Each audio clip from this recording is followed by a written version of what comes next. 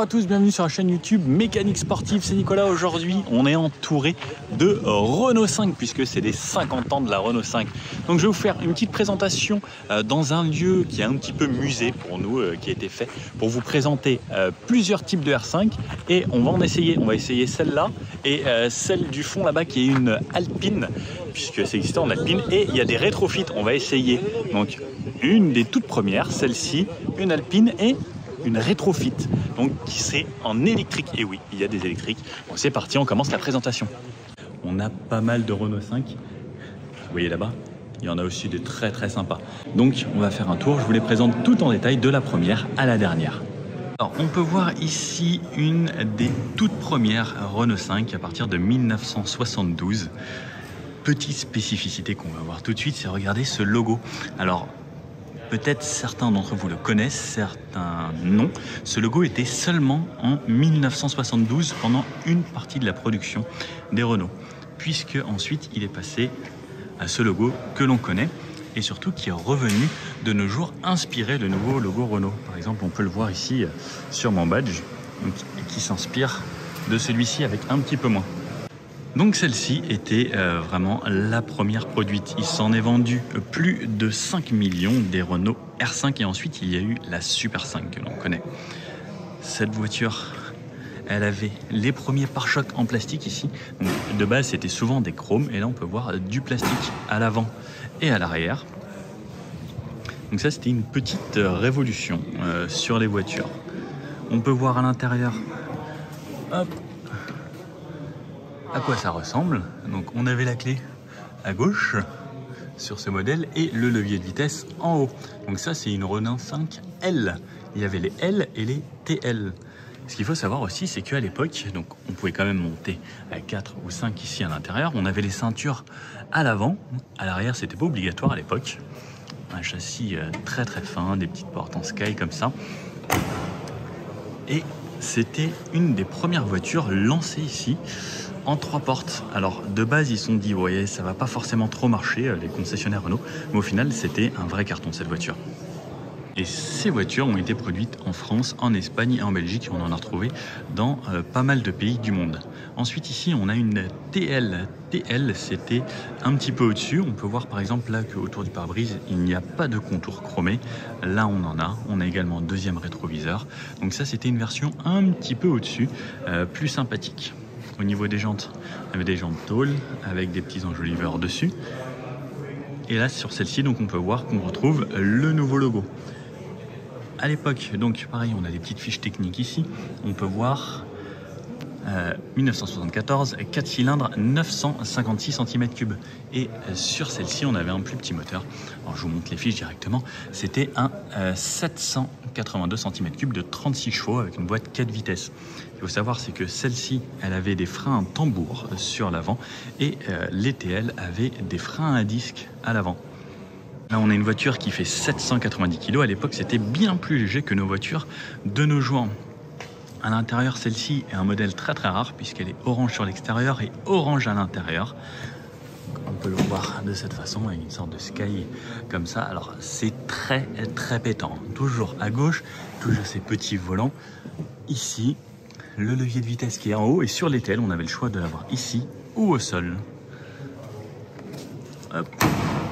Sur l'arrière, ça ressemblait à ça. Renault 5 TL avec les petits feux en vertical. L'échappement qui était à l'époque sur le côté ici avec le petit tuyau. Ici, une autre version. Donc là, on est en 1977. On peut noter de toutes petites évolutions. En jaune avec un intérieur noir bien plus sobre et bien plus discret.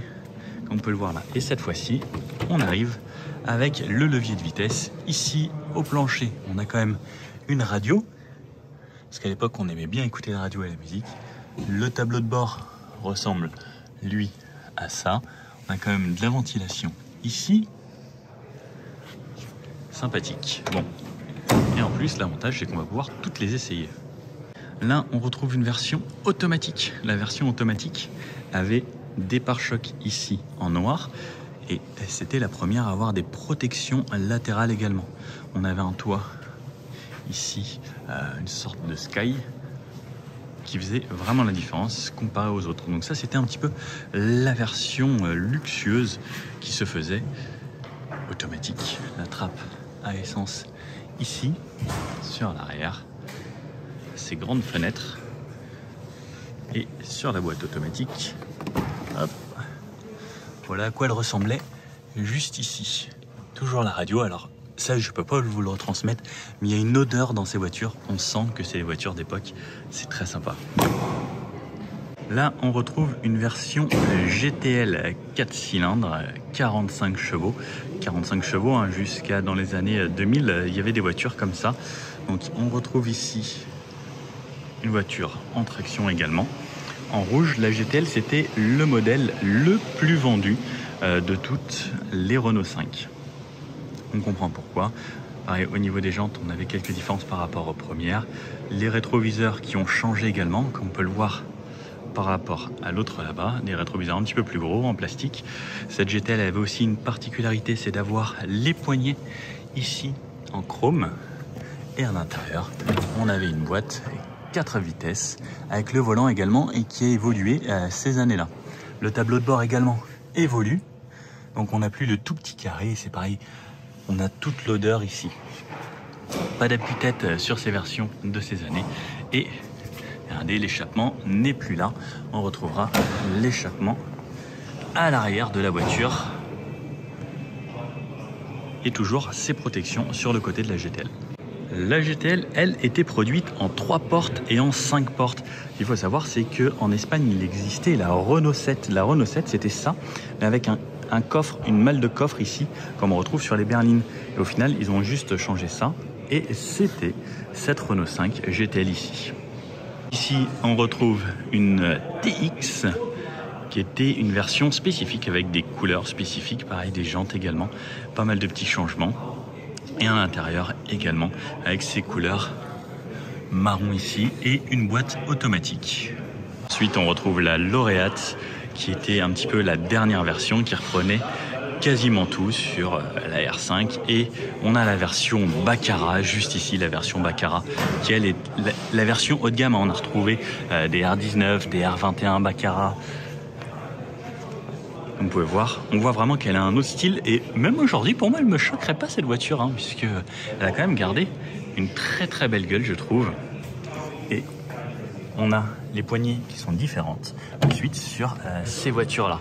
Donc à partir de ces années là on était passé à la Super 5 parce qu'à l'époque c'était la R5 et ensuite on est passé à la Super 5. On fait quand même vraiment en avant avec ce nouveau volant ici, ce nouveau tableau de bord, les feux ici avec des boutons des Komodo et toujours une boîte automatique sur cette version-là. Voilà à quoi ça ressemble. La Baccarat, ça, c'était le haut de gamme. Quand vous aviez ça à l'époque, c'était le top du top. C'est en gros les versions initiales. Là, une petite voiture qui était présentée, c'est des gens, ils sont motivés. Donc le monsieur Christian et Richard qui se sont dit on va faire le tour du monde en 80 jours. Avec cette voiture, ils ont réussi. Elle est restée dans son jus. Là, on a la première voiture électrique de chez Renault. Donc oui, à l'époque, ils ont quand même fait des voitures électriques. C'est assez fun. Alors, la Renault électrique, c'était en 1974. C'était développé en partenariat avec EDF. Il y avait 8 batteries de 6 volts ici à l'arrière et ils avaient pensé à tout. Ils se sont dit, si on doit changer les batteries, on peut, en enlevant le toit ici, pouvoir changer le pack de batteries. Ça, c'était quand même de l'innovation. Et ils pensent à tout plutôt que de recharger. Ils se disent, bon, voilà, comme une bouteille de gaz à la maison, on peut changer. Et voilà, ça, c'était la Renault 5L électrique. Petit concept développé pour la sécurité, comme on peut le voir, des pare-chocs un petit peu spécial, un avant pareil, un capot différent, et ça c'était juste un test. Ensuite ici on peut voir une R5 pour la DTE, qui servait sur les routes avec ce orange que l'on connaît bien sur les autoroutes et autres. La police, ça c'est la voiture de la police avec la sirène. Alors ça c'est une version qui était refaite puisque de base c'était plus des versions 5 portes que l'on pouvait trouver. Est-ce que vous avez connu? Est-ce qu'un de vous est déjà monté dans une R5 de la police? Un petit brigand? Toujours, des choses très sympas. C'est vraiment rien à voir avec les voitures de nos jours. Bon, là on arrive à quelque chose de vraiment, vraiment très très cool. Là ici, on a la R5 Turbo, la première en 1982, celle-ci, un moteur 4 cylindres turbo Garrett avec un moteur 1,4 litre 1397 cm3 exactement et 160 chevaux. Le moteur était à l'arrière, c'est pour ça qu'on a des entrées d'air à l'arrière. Donc à l'avant, si je vous montre ici, on retrouvait une roue de secours et quelques petites choses ici. Là, pas grand chose, un petit coffre de rangement. Des entrées d'air ici pour venir vous aérer. Et comme on peut le voir, ça revient à cet endroit-là qui rentrait là également. Donc ça, la R5 Turbo, ça fait rêver. Aujourd'hui, ça vaut actuellement entre 80 et 120 000 euros. Un bel exemplaire comme ça, à mon avis, on doit monter très très haut. Donc on peut voir ici pareil les extractions d'air à l'arrière. C'est sexy, hein. Est-ce que vous voulez qu'on essaye ça sur la chaîne? Moi, je veux absolument essayer ça au moins une fois dans ma vie. Donc, chauffeur Renault, les amis, dans les commentaires, et je vous fais une vidéo là-dessus si vous êtes vraiment motivé. Donc, le moteur se trouvait ici, à l'arrière, donc sous cette plage bleue. Elle existe en plusieurs couleurs. On pouvait l'avoir en rouge intérieur bleu, comme ça, ou bleu intérieur rouge, l'inverse. On pouvait l'avoir en noir, avec du rouge un peu partout. On a la chance de pouvoir les ouvrir, pouvoir s'installer à l'intérieur. Vous pouvez voir des moquettes ici, petit accoudoir et des sièges qui étaient déjà des sièges très sportifs. Alors ce que j'aime, c'est que c'est très original. Le bleu est très flashy. Je me vois bien rouler avec ça, hein. Ça doit être vraiment très très cool. Le pédalier et le volant qui était différent, pareil avec les compteurs vraiment spécifiques à cette turbo. Ici un modèle présenté seulement à 450 exemplaires dans le monde, le Caravan fabriqué par Eliez, qui était une voiture très spécifique, donc 2 places, on peut le voir ici, avec des petits hublots. Et alors, je vais essayer de vous le soulever, mais c'est lourd. Les verres sont un petit peu fatigués. Et en gros, on avait une sorte de van très sympa. Bon, on ne pouvait pas forcément dormir ici, mais voiture faite plus pour le délire. 450 exemplaires au monde, ça court plus les rues. Ici, on peut voir une Alpine Groupe 2 qui a fait du rallye ici. Donc vraiment, hein, qui reste dans son état avec tous les équipements de rallye. Les petites jantes qui vont bien, des pneus plus larges, quasiment du semi-slick. Ça devait gripper, hein. Ils appelaient ça la planche à roulettes à l'époque parce que, à ce qui paraît, c'était très très maniable et ça roulait très très fort. Ici, une turbo Monte Carlo faite pour Jean Ragnotti, puisque à l'époque, hein, ça montait de Monte Carlo avec ça, et la R5 Turbo est très très connue également pour ça. Donc avec ses couleurs noir et jaune, chez Renault, il y a pas mal de concessions ou centres de réparation Renault et qui avaient ces couleurs. Donc c'est resté avec les petits sponsors Elf, Michelin. Donc là, vraie voiture de compétition, comme on peut le voir, hein, avec monsieur Ragnotti qui s'amuse avec ça. Si un jour on peut avoir un petit baptême par monsieur Jean Ragnotti, j'en serais ravi de vous faire profiter de tout ça. On peut voir les casques pour parler à l'intérieur, un intercom, on peut voir les extincteurs, puisque bon oui, hein, il faut que ce soit homologué FIA et toujours donc ces compteurs comme vous pouvez retrouver sur la turbo de base, un volant un petit peu plus sportif et toujours le moteur à l'arrière. On peut le voir ici, des arceaux. Et sur l'arrière, ce cul très large, très posé. Alors celle-ci, elle est encore plus basse. Elle est bien abaissée sur l'arrière pour avoir encore plus de grip. Et un échappement un petit peu modifié. Sur le côté, une autre, ici, avec des pneus slick. Un échappement latéral sur celle-ci. Pareil, hein, pour monsieur Ragnotti. Et celle-ci, c'est la version Maxi Turbo. Qu'est-ce que vous en pensez de celle-là? Vous savez combien de chevaux ça fait, ça?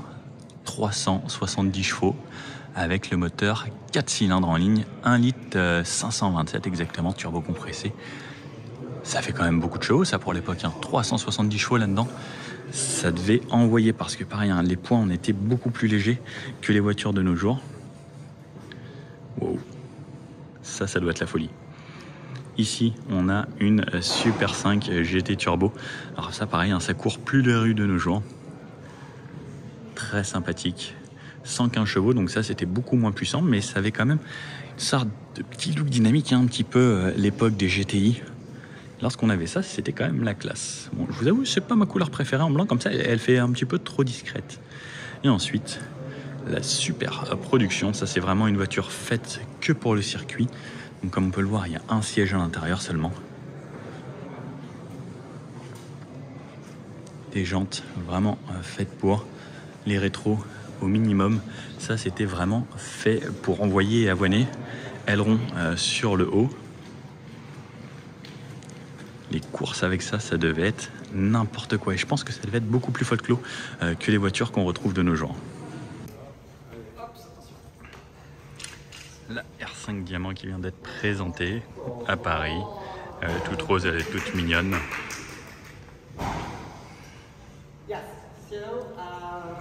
Bon, qu'est-ce que vous en pensez? Assez marrant. Ils ont mis de la moumoute à l'intérieur. He made a collaboration with the designer Pierre Gonalon, who is famous in the design area and interior design. And, même les poignées, très marrantes. Donc ça ressemble vraiment à une ancienne.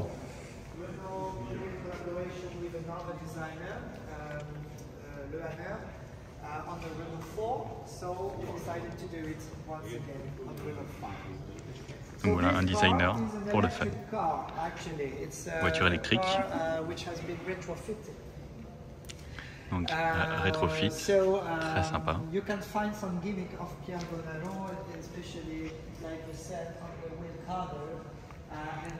Donc Pierre Gonalon qui a développé cette voiture designée.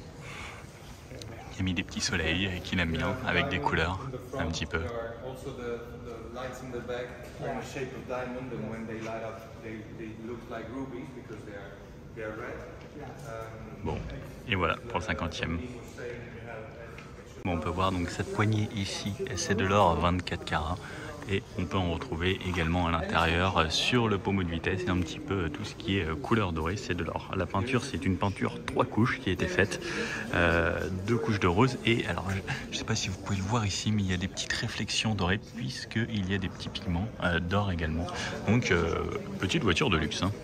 Bon, et surtout, il va se passer quelque chose de sympa dans cette vidéo, c'est qu'on va pouvoir les essayer sur route, comme on a fait avec les 4L. Est-ce que vous avez vu la vidéo avec les 4L? C'était très sympa, on était à cet endroit-là également, je vous présentais un petit peu tout l'univers des 4L. Et là, on fait ça en Renault 5, c'est cool, merci Renault de faire ça. Bon alors, c'est parti, j'ai mon petit badge, j'ai ma voiture Renault 5, donc R5 de 1974, moteur de 956 cm3, 44 chevaux, pour aller faire une petite balade dans le coin du 78 et voir à quel point ce sera sympa. Bon, c'est parti, elle est jaune, regardez, hey. C'était le destin. Bon, regardez, elle est quand même sympa, hein. Donc quand même le nouveau logo Renault, puisque c'était seulement 1972 si vous avez bien retenu les pare-chocs comme ça. Là c'est une version TL, donc TL on a un petit peu plus de chrome, on a l'antenne ici puisque on a la radio. Alors je sais pas si ça va marcher. Voiture très sympa, l'échappement sur le côté comme on le voit ici, et ce jaune citron très sympathique sur l'arrière. Je vous la montre sur le long parce qu'après on va surtout la voir de l'intérieur. On a une vidéo. Allez, c'est parti. Je vous embarque à l'intérieur avec moi pour vous montrer un petit peu à quoi ressemble l'intérieur vu d'ici. Donc ça là, une sorte de plastique, un petit accoudoir, vitre manuelle bien sûr, l'ouverture de la porte, des sièges en tissu, donc dans cette version, tissu également. Comme c'est une TL, on a la plage arrière juste là-haut. Comme on peut le voir, hein, c'était très lumineux à l'époque. Du tissu sur le haut. Alors c'est quelque chose d'assez dur là-haut. On dirait une sorte de paille, je sais pas trop ce que c'est. La petite lumière cachée là. Des poignées sur l'eau partout. Je passe en grand angle pour vous montrer à l'intérieur. Ce que j'aime beaucoup, c'est ces volants tout fins. Je sais plus en quoi c'est fait, mais c'est une sorte de plastique. Alors je vous avoue que c'est pas forcément le plus agréable, mais c'est sympa. Bon, le petit support de téléphone pour prendre la route. Le compteur qui va jusqu'à 160, mais on était plus aux alentours des 120, 130 à fond, quoi. Le pédalier ressemble à ça, des petites pédales ici, le warning, quelques petites touches, le démarreur de ce côté-là. On a quand même le niveau de batterie et autres, donc quand je mets le contact, on voit que l'essence est au max. Ça démarre tout seul, petit moteur à l'avant, donc mais on l'entend très peu. Bon, à l'époque, il n'y avait pas d'insonorisation, hein. Comme vous pouvez voir, c'est du métal partout, c'est brut. Le petit pare-soleil. Elle est en super bel état. Elle est magnifique. Elle a 43 000 km, ce qui est très peu. Option ici, donc avec le levier de vitesse au plancher, boîte 4 vitesses, le frein à main. Et comme vous pouvez le voir, hein, à l'époque, on habillait beaucoup moins les voitures. La ceinture qui était obligatoire à l'avant depuis 1972. Et comme vous pouvez le voir, pas de ceinture à l'arrière sur cette voiture. Bon, c'est parti pour une petite balade dans cette Renault 5, ça devrait être cool. Allez, ceinture enfilée. Oh, l'embrayage, c'est tout mou. Pourtant, j'ai l'habitude des vieilles voitures, hein. Je roule en saxo tous les jours. Ne pas caler. On a une voiture toute facile, pas de direction assistée à cette époque-là. Oh, je suis peut-être un petit peu loin. Je vais essayer de me ravancer. Oh, les freins, ça a tellement rien à voir. J'y arrive pas. On va faire avec. Allez, c'est parti. Bon, vraiment une autre ambiance à cette époque-là. Je mets comme ça parce que ça fait très bizarre. J'ai l'impression d'avoir des bras qui font 4 mètres. Les dodanes et autres, ça n'avait tellement rien à voir. On pouvait rouler tranquillement dessus. C'était confort. Les sièges, c'était confort aussi. Alors, madame, vous allez arrêter de parler tout de suite. Ça va pas être possible. Hop là. 44 chevaux, comme c'était léger, ça marchait déjà suffisamment bien. On n'avait pas besoin d'énormément de puissance à l'époque dans les voitures, comme c'était très léger. La direction, en fait, si je fais ça, il se passe quasiment rien. La voiture, elle chavire un petit peu. Merci monsieur. Hop. Là, je suis en 4e à 40. C'est cool, j'adore les vieilles voitures. Ça n'a rien à voir et c'est un charme fou en plus en jaune comme ça. Quel régal. L'embrayage est tout mou. La pédale de frein, il faut appuyer super fort parce qu'il se passe quasiment rien sur le début de la pédale de frein. Les petits commodos ici pour les clignotants. On avait vraiment une autre philosophie à l'époque. Qu'est-ce que vous en pensez vous? Est-ce que vous êtes un petit peu nostalgique de cette époque où c'était des petites voitures sympas, toutes légères? Ou est-ce que vous préférez les nouvelles qui sont beaucoup plus grosses, beaucoup d'aides à la conduite et autres? Alors je vous avoue que j'aime beaucoup avoir toutes les aides à la conduite parce que c'est quand même très très cool. Sur les dodanes, ça n'a rien à voir comparé à une voiture moderne. Pourtant les amortisseurs ont été refaits, mais c'était un autre confort quoi. Et après on roulait pas aussi vite. On n'avait pas cette envie forcément de dire allez tout de suite on va à la limitation. Ça fait plaisir, j'aime trop cette ambiance. J'aime de plus en plus les voitures anciennes. Alors au début j'étais pas du tout fan, et plus le temps passe, plus je me dis en fait c'est cool parce qu'il y a un charme particulier sur ces autos. En plus regardez comme elles roulent bien.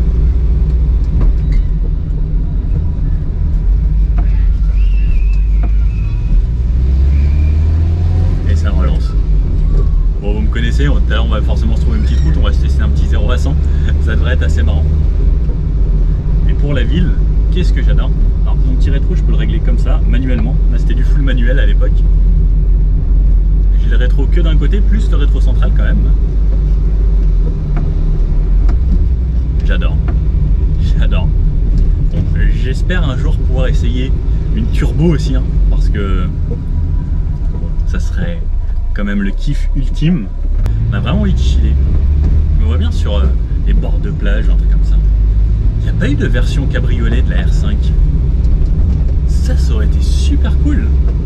R5 cab, vous imaginez? Genre juste le petit pare-brise là, et en train de chiller comme ça sur les bords de mer. Ah, ça aurait été cool. Bon, là on est sur des routes un petit peu plus roulantes, à 60. Ça roule bien. Alors on sent que c'est pas une voiture faite pour rouler très vite, c'est pareil, on n'a qu'une boîte 4 vitesses.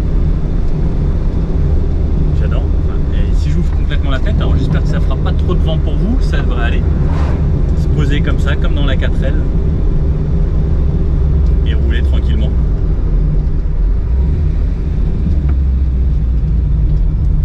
Vraiment une autre philosophie.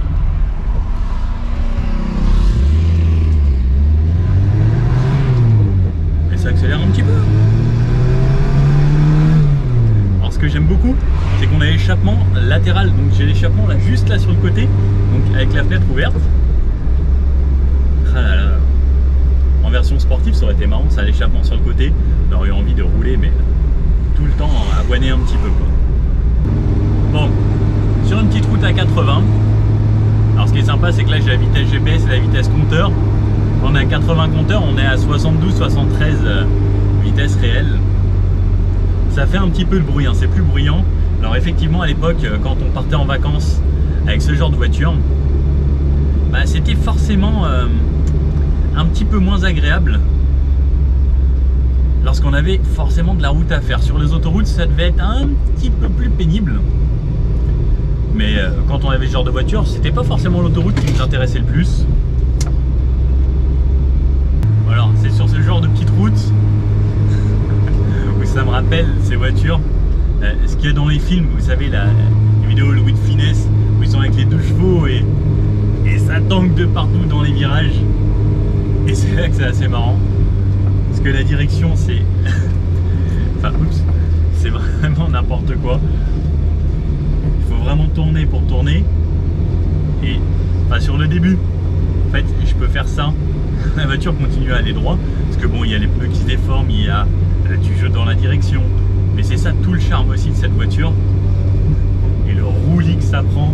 Et qu'est-ce que c'est marrant. J'adore. En fait, il faudrait pas me laisser ça trop longtemps, moi, parce que je ferai n'importe quoi avec.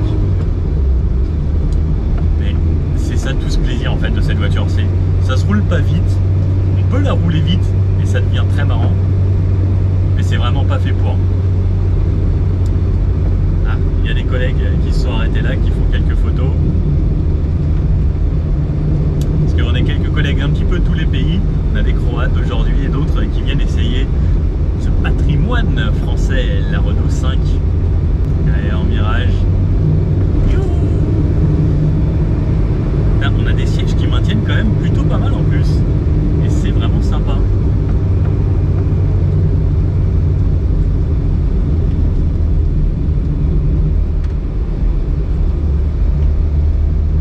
Un confort tout autre.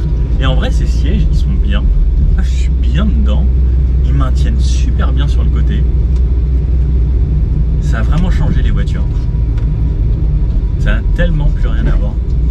Petite halte juste pour vous faire profiter du beau paysage chez Bosch en français avec notre belle petite voiture. Ah, ça fait du bien. Il fait beau. Bon, allez, on continue, on change de voiture. Bon, on est sur une petite route où il n'y a personne. On est légèrement en descente parce qu'on va l'aider un petit peu. On va se faire un petit 0 à 100. Allez. 44 chevaux. On va pas la pousser à fond, on va l'aménager un petit peu, mais 70 compteurs, 80. On passe à 4. Ça y va gentiment. Là on passe à plat. Et on arrive à 100. Ça fait un... Allez, on arrive à un petit peu presque à 100 GPS, mais 100 compteurs. Bon, en vrai, vous voyez, 44 chevaux de l'époque, comme c'était des voitures beaucoup plus légères, bah, ça faisait le job. Hein. C'est à peu près l'équivalent d'une Dacia Spring aujourd'hui. Une Dacia Spring, c'est 45 chevaux et aux alentours d'une tonne. Donc ça donne à peu près les mêmes performances que ça. Sauf que la Dacia Spring accélère plus un petit peu au début. Mais comme on peut le voir, hein, ça faisait largement le boulot. Bon, j'aime toujours bien me faire mon petit test rond-point. Avec ces voitures, c'est encore plus marrant. Ça tangue. La voiture, elle est en appui comme ça. Il faut vraiment tenir le volant. Et comme je suis emmené, c'est trop marrant. J'adore. Franchement, j'adore. Je suis emmené dans le siège. Le volant, il faut tenir la direction parce que c'est lourd, c'est dur. La direction, elle a juste envie, c'est de retourner tout droit. Avec le volant qui est tout fin, il faut vraiment le tenir là, du bout des doigts ou sinon bien l'attraper. Mais comme il est tout fin, bah, en fait, on a vraiment l'impression de tenir une ficelle. Mais qu'est-ce que c'est rigolo. Donc voici la version Alpine Retrofit. Donc c'est en gros la même boîte de vitesse, le même extérieur, sauf qu'à l'intérieur, c'est un moteur électrique. Donc ça, c'est la version électrique. Donc on peut voir ici une prise qui a été adaptée à cet endroit-là. Donc on appuie sur le petit bouton, il faut les deux mains pour pouvoir l'abaisser. Et ensuite donc une prise ici. Et de l'autre côté, on a la version thermique, donc avec 97 chevaux, ce qui devrait être sympa puisque les versions de base font elles 44, donc on n'a plus du double ici. Ça devrait être cool. Bon, et c'est quand même plutôt sympa. Je vous avoue que je connaissais pas vraiment ce modèle, je savais pas qu'il y avait une version alpine, et c'était des R5 Gordini en Angleterre. Donc toutes celles qui ont le volant à droite, c'est Gordini parce que Alpine était déjà pris. À l'intérieur, cet intérieur rouge, donc on peut voir ici, et des sièges bien rouges. Je peux vous dire que vous passerez pas inaperçu avec cette voiture. Un volant bien plus sportif, déjà avec une bien meilleure prise en main. Ça facilitera aussi le côté en utilisation dynamique. On peut voir que là il n'y a pas d'autoradio, on a le logo Renault, une boîte 5 sur celle-ci, puisque à l'époque c'était des boîtes 4 et avec des boîtes automatiques également. Donc là les 3 pédales, mais même sur les versions rétrofit il y a quand même les 3 pédales. Regardez, je retourne vous montrer ça. Bon, on peut voir là en dessous par exemple. Oups, le moteur a changé, ce n'est plus le même. Donc voilà, le rétrofitage, c'est ça. Donc on enlève tout ce qui est thermique et en dessous, donc il reste toujours la boîte de vitesse qui est positionnée à cet endroit-là, qui permet quand même d'avoir le levier à l'intérieur. Et donc là je vous montre la version Alpine rétrofit. Le levier juste ici et donc avec la boîte 5. Bon, on n'a pas exactement la même entre celle-là et celle-ci, mais ça devrait être sympa quand même. Bon, et ne vous inquiétez pas, ils ont juste pris la nouvelle couleur d'Alpine. Ils n'ont pas osé faire ça sur une vraie, donc c'est juste le style, mais de base c'est une GTL. Ils ont quand même mis les belles jantes, le logo, la couleur qu'on retrouve sur les nouvelles A110, A110S surtout. Plus voilà. Vous trouvez ça fun? Allez, la version Alpine, c'est parti. Démarrage, c'est à gauche ici, donc on tourne petit à petit et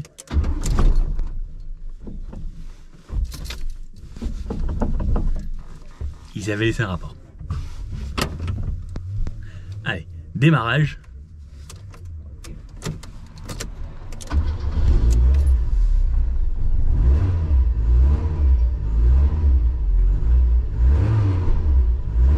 Ça a l'air plutôt sympa cette version Alpine. Bon, un petit peu plus de 90 chevaux là-dedans, voiture de moins d'1 tonne. Normalement ça devrait être cool.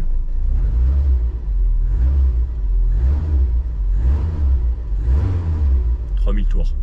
On va quand même essayer de s'amuser. Ceinture un petit peu plus développée que dans la version de tout à l'heure. Le frein à main ici. Un volant qu'on a mis en main. Les pédales qui sont à peu près centrées, mais le volant est décalé un petit peu sur le côté. C'est pareil, on a l'impression de conduire un peu vers l'extérieur de la voiture. Je vais m'avancer un petit peu pour avoir une bonne position de conduite. Ça n'a rien à voir avec les voitures modernes, mais ça a l'air très cool.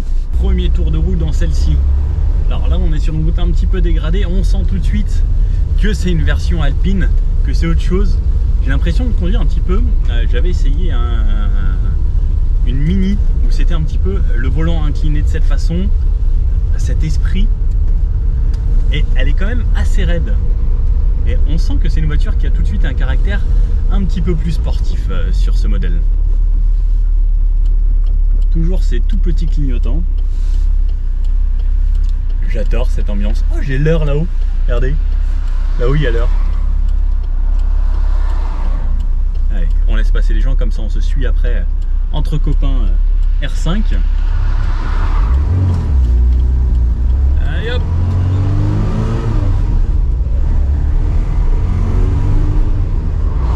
C'est sympa, hein. Ah, les vieilles voitures, ça a un charme quand même bien différent de nos voitures récentes. La direction, elle n'a rien à voir avec la version de tout à l'heure. On sent que c'est bien plus évolué, bien plus sophistiqué.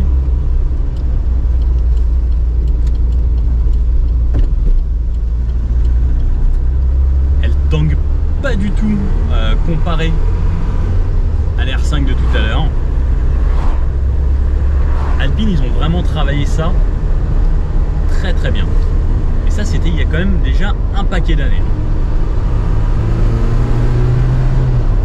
Ça marche un petit peu en plus.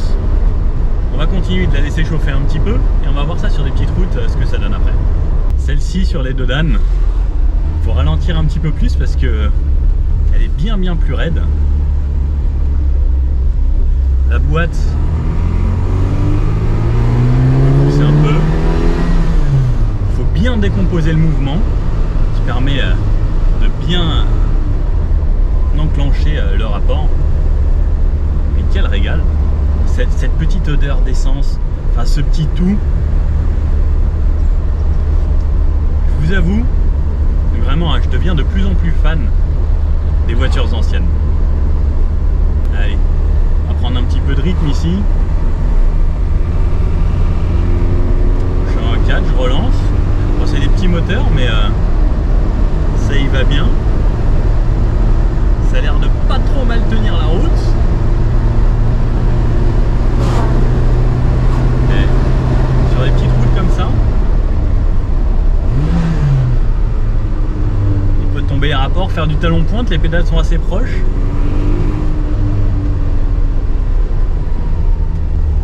C'est plutôt marrant, hein. Allez, on se remet en deux. Alors il faut bien décomposer.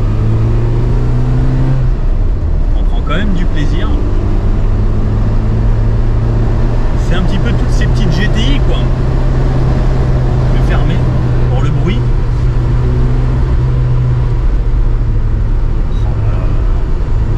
En fait, ces voitures là c'est quand même plus marrant.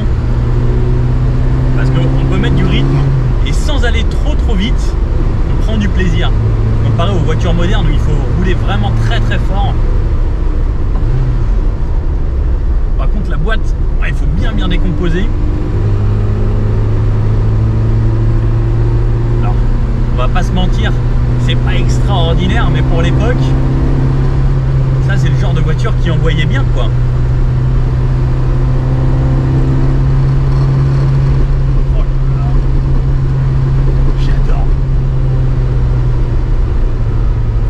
Ce genre de petites sportives, c'est quand même un régal.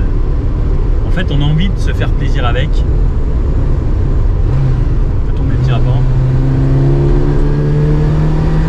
On a un virage assez serré. On rentre un peu sur les freins.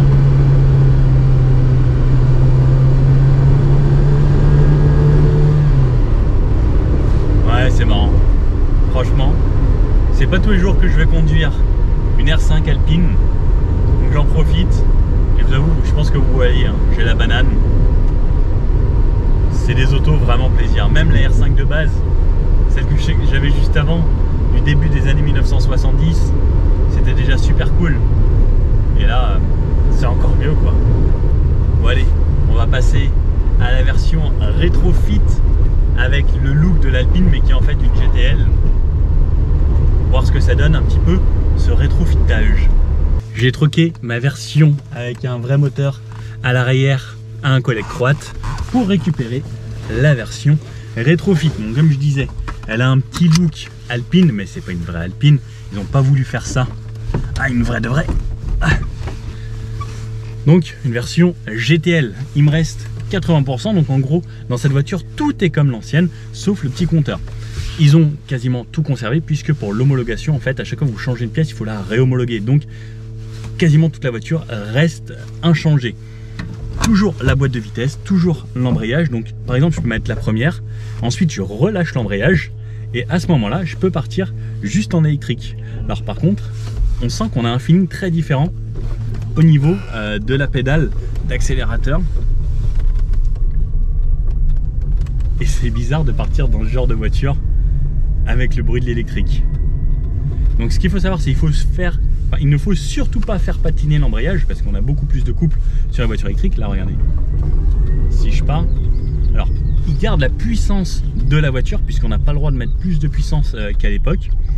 Et quand je m'arrête, en fait, j'ai pas besoin de retoucher à l'embrayage. Il me suffit juste de freiner. Ensuite, je peux mettre la deuxième, relâcher.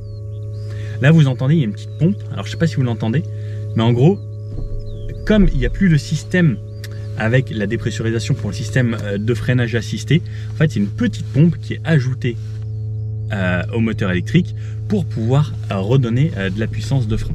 Donc là, je suis en deuxième et je peux réaccélérer et partir de la deuxième. Et c'est pareil, je peux repartir même de la troisième et repartir en accélérant. Alors, en troisième, elle galère un petit peu plus, mais ça peut se faire. Ça, on va dire, c'est l'avantage du couple de l'électrique. Mais l'avantage, c'est que je vais quasiment plus avoir besoin d'utiliser mon embrayage. Et je vais jouer un petit peu moins avec la boîte de vitesse. On voit qu'en troisième, elle a un petit peu de mal quand même. Donc, au final, la deuxième, ce sera un petit peu mieux. Hop. Donc là, je suis en deuxième. Ah oui. Il faut lâcher vraiment l'embrayage et surtout pas le faire patiner. En fait, c'est bizarre le fait d'avoir un embrayage mais de pas s'en servir. Au début, c'est un petit peu déroutant. Et ensuite, ça roule. Pareil, donc au niveau des vitesses, ils nous ont mis sur le compteur quand même quand passer les vitesses. Donc là, par exemple, ça me dit à 40, mettre la 3. Je mets ma 3. Et ça reroule tranquillement. Donc c'est pareil, la vitesse du moteur a été bridée pour le fait que le moteur, un moteur électrique, ça peut tourner à 10 000 tours minute. Les amis, la boîte de vitesse qui tourne à 10 000 tours minute, ça l'aurait pas fait. Donc ils ont quand même bridé et limité ce moteur électrique. Bon, moi je trouve ça quand même cool. Hein. Ensuite je passe ma quatrième, je relâche l'embrayage et ensuite je retourne accélérer. En vrai, c'est sympa parce que en fait à cette vitesse, dans les anciennes, ça faisait beaucoup de bruit dû au moteur, alors que là, bah, on n'a plus ce bruit.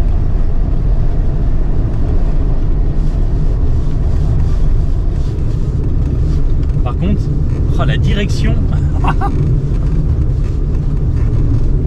j'ai une direction assistée là-dessus, on dirait. Alors, je pense que c'est assisté parce que vu comment c'est fluide, la voiture par contre, elle garde ses suspensions de R5. Oh, ça gigote dans tous les sens. C'est abusé, c'est trop marrant, franchement.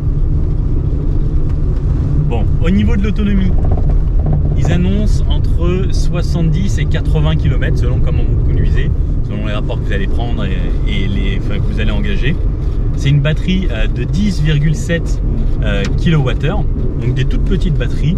L'avantage, c'est qu'en gardant ces petites batteries, on garde un poids très contenu. Ils utilisent un système avec une recharge de 3 kW seulement, donc c'est pas énorme, mais ça suffit pour ce genre de voiture et pour les personnes qui vont l'utiliser, puisque en fait ils se sont dit que la plupart des gens ça va être juste pour aller chiller, sortir le dimanche, faire un petit tour dans le coin, donc pas la peine d'avoir une autonomie de 500 km avec ce genre de voiture. Bon, ça reste agréable. Là il y a un stop. Alors c'est très bizarre parce que j'ai mon embrayage mais je touche pas mon embrayage, je m'arrête, il n'y a aucun bruit, j'entends que celui de la voiture de derrière et je repars. Donc l'avantage pour la ville, vous restez en deuxième, ça va très très bien. Bon, après avoir pris la vraie version Alpine tout à l'heure, sur les deux dames, c'est bien différent ici. Hein. Là on sent que c'est quand même beaucoup plus confort, celui-là il est assez balèze, c'est moins brutal. Allez, on passe la 3. Je crois que j'ai peut-être passé la 5 là. Bon là je suis un petit peu en montée, je suis pied plancher. Alors effectivement, on garde vraiment les caractéristiques d'une GTL d'époque. Ça met un petit peu de temps. Hein.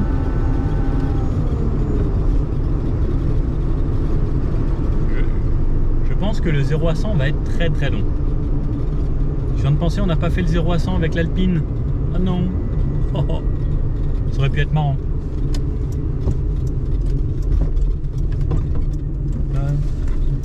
Oh là là, mais ça tangue. Oh la vache. Ça tangue dans tous les sens. En fait, ça change vraiment du quotidien et de lorsqu'on a une voiture normale de nos jours, quoi. Oui, voilà, nous voici retournés donc avec cette version électrique à Flins, là où ils fabriquent des Renault, tout ça, il y a une usine. Bon, c'était bien cool.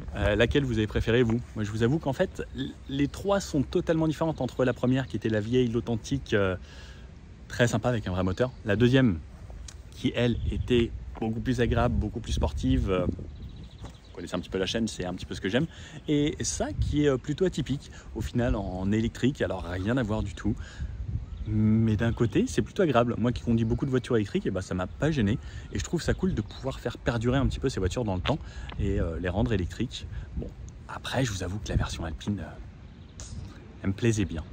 Bon, j'espère que vous avez bien aimé cette vidéo. Si oui, un petit pouce bleu, comme ça fait toujours plaisir. N'hésitez pas à vous abonner, à me dire laquelle vous avez préférée. Et est-ce que ça vous tente qu'on refasse plus de voitures un petit peu plus anciennes comme ça, comme on le fait aussi avec l'American Car City Classics, où on essaye des américaines surtout et des gros V8. Bon, je vous dis à bientôt. Ciao.